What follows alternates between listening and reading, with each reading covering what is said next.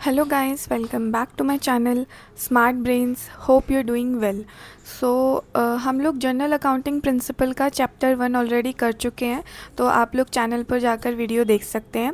और इस वीडियो में हम लोग इस चैप्टर से रिलेटेड एमसीक्यू कवर करेंगे। So now let's get started. So पहला क्वेश्चन है, consider the following statement. Ram purchase a machine from Shyam but Ram did not pay Shyam the required amount. Ram ने मशीन खरीदी है श्याम से और उसने श्याम को अभी तक पैसे नहीं दिए हैं। तो हमें इस केस में बताना है कि कौन क्रेडिटर होगा और कौन डेटर होगा।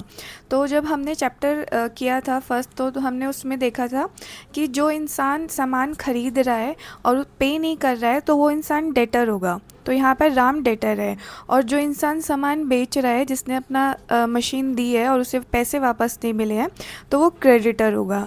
तो इसमें सेकंड ऑप्शन है कि श्याम इज़ ए क्रेडिटर, तो ये राइट है, and Ram is a debtor, तो ये राइट है। तो इस हिसाब से second and third only option B हमारा करेक्ट हो गया।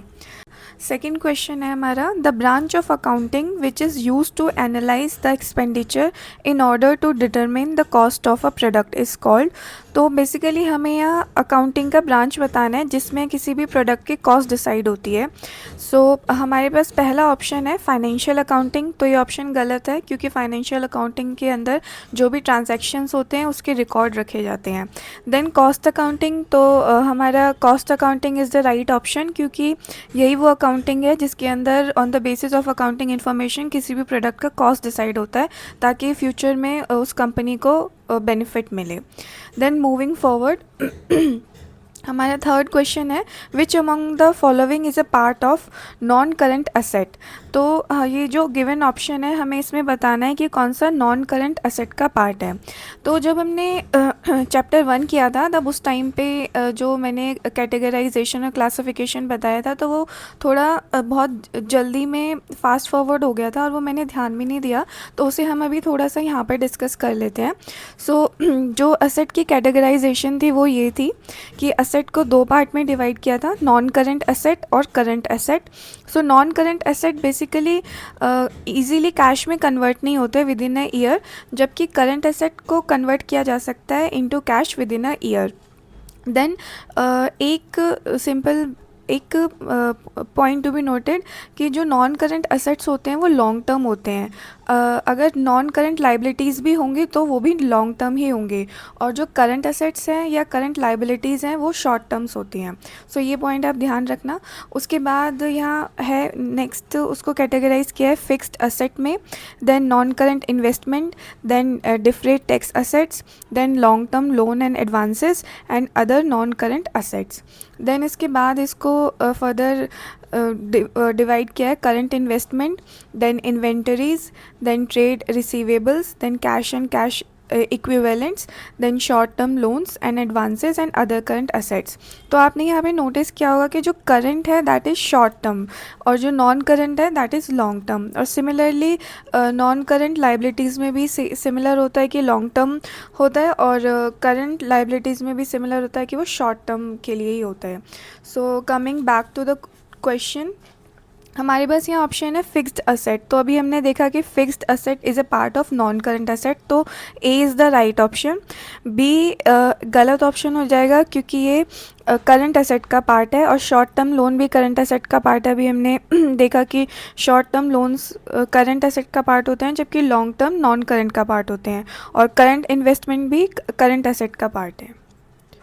और नेक्स्ट क्वेश्चन, तो यहाँ पर हमें दो स्टेटमेंट्स दिए और हमें बताना है कि कौन सी स्टेटमेंट करेक्ट है। तो हमारी पहली स्टेटमेंट है, asset obligations that business need to pay in the future. तो ये स्टेटमेंट गलत है, क्योंकि असेट वैल्यूएबल आइटम्स होते हैं जिसकी वर्थ फ्यूचर में बढ़ती है, ना कि हमें रिटर्न करने की ज़रूरत होती है।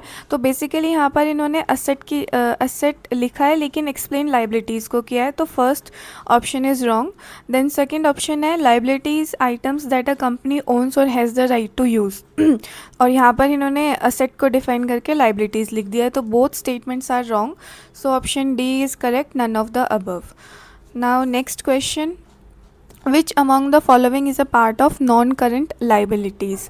तो हम अगर यहाँ पर ऑप्शन देखें तो हम सेकंड ऑप्शन को तो कंसिडर ही नहीं करेंगे, पहले ही हटा देते हैं, क्योंकि नॉन करंट जो होते हैं वो लॉन्ग टर्म के लिए होते हैं। तो शॉर्ट टर्म बोरोइंग्स तो इसको हम ऑप्शन को ही कंसिडर नहीं करेंगे। फर्स्ट ऑप्शन करंट लाइबिलिटीज़ को भी हम हटा देंगे, एलिमिनेट कर देंगे, क्योंकि ये करंट लाइबिलिटीज़ से रिलेट करता है, ना कि नॉन करंट से। तो हमारे पास ऑप्शन ए और ऑप्शन डी बचता है, तो हमें इन दोनों में से बताएंगे। तो long term liabilities is the right answer. Now moving forward, यहाँ पर हमें दो स्टेटमेंट दिए हैं। Asset are liabilities added with owners equities and machine and land are a type of asset. तो both statements are right. Machine और land किसी भी कंपनी के लिए वो वैल्यूएबल आइटम्स होते हैं जो उनका वर्थ और वैल्यू बढ़ाती है। तो बोथ ऑप्शंस आर राइट। तो option C is correct, 1 and 2। Now moving forward, which among the following are part of current assets. तो करंट असेट का जो पार्ट है वो बताना है हमें यहाँ पर। तो हम अगर यहाँ पे पहले सारे ऑप्शंस देखते हैं तो हम as usual long term loans को एलिमिनेट कर देंगे पहले ही, क्योंकि करंट की बात कर रहे हैं। तो करंट के अंदर शॉर्ट टर्म लोन्स होते हैं, ना कि लॉन्ग टर्म, तो इसे हम पहले ही हटा देंगे। तो हमारे पास 3 ऑप्शन बचते हैं। तो इन तीनों में से हम देखेंगे कि शॉर्ट टर्म लोन्स मेंशन था करंट असेट्स में, तो C is the right option. तो नाउ नेक्स्ट क्वेश्चन। तो गिवन ऑप्शंस में से हमें बताना है कौन सा करंट लाइबिलिटीज़ का पार्ट है। सो पहला ऑप्शन है हमारा लॉन्ग टर्म बोरोइंग्स। सो पहला ही ऑप्शन गलत है, क्योंकि ये नॉन करंट का पार्ट है। Then second option is long term provisions, so ये भी नॉन करंट का पार्ट है। Then third option is the right option, short term borrowings, क्योंकि ये करंट लाइबिलिटीज़ का पार्ट है। और डी ऑप्शन भी गलत है, डिफरेड टैक्स लाइबिलिटीज़, ये भी नॉन करंट का पार्ट है। Then next question. सो इसमें हमें बताना है कि कौन सा ऑप्शन मैनेजमेंट अकाउंटिंग को बेस्ट एक्सप्लेन कर रहा है। सो पहला option is the right option, focuses on estimating future revenues, cost and other measures to forecast activities and other results. Then next question, which of the following is not a goal of accounting. So इसमें बोलेंगे कौन सा accounting का goal नहीं है। तो पहला है मेंटेनेंस ऑफ रिकॉर्ड्स, तो ये है अकाउंटिंग का goal. Then predicting financial position of a company, ये भी अकाउंटिंग का गोल है। Then increasing the result, so specifically ये अकाउंटिंग का गोल नहीं है, तो C is the right option. Then calculating the financial condition, ये भी अकाउंटिंग का गोल है।